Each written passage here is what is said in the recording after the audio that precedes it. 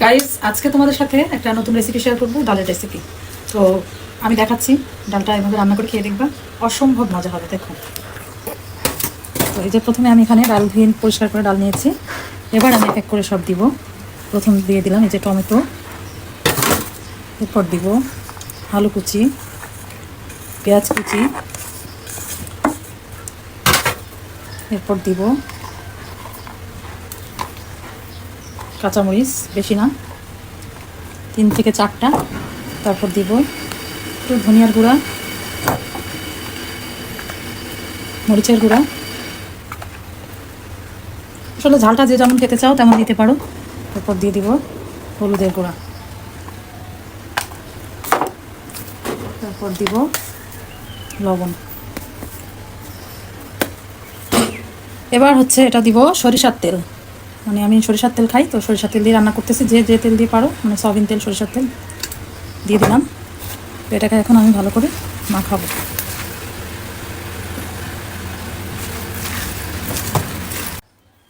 এই যে তারপর ডালটা আমি যে কিন্তু ভালো করে মাখিয়ে নিচ্ছি। হাতে যত সুন্দর করে মাখানো যায় ডালটা খেতে ততই ভালো লাগবে।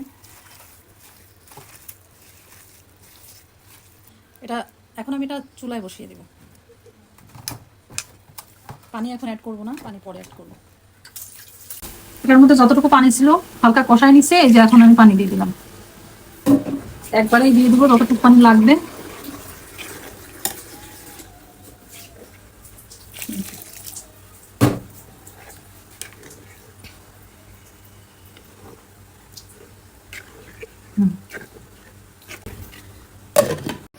ফ্রাই প্যান গরম হয়ে গেছে, আমি প্রথমে তেল দিয়ে নিছি। তো একটা টেকনিক শিখাই দিই আপনাদের, সরিষার তেল যেহেতু এর অনেক ঝাঁজ থাকে, তো আগে তেলটা গরম করে চুলাটা অফ করে দিয়ে তেলটা ঠান্ডা করে নেবেন, দেখবেন এর ঝাঁজ, তেলের, সরিষার তেলের কোনো গন্ধ থাকবে না। এবার আমি আস্তে আস্তে দিয়ে দিব। প্রথম দিয়ে দিলাম আদা কুচি, রসুন কুচি,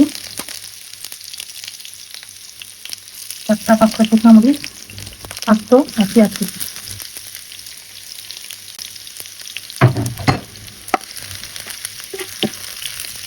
এগুলো একদম লাল লাল করে ভেজে নিতে হবে। এরপরে দিয়ে দিলাম গোটা জিরে।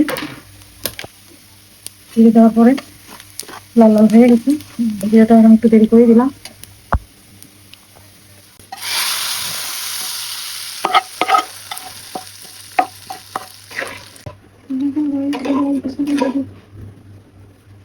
ডাল কিন্তু রান্না কমপ্লিট। এভাবে রান্না করে খেয়ে দেখবেন, আশা করছি অবশ্যই ভালো লাগবে। তো সবাই ভালো থাকবেন, আল্লাহ হাফেজ।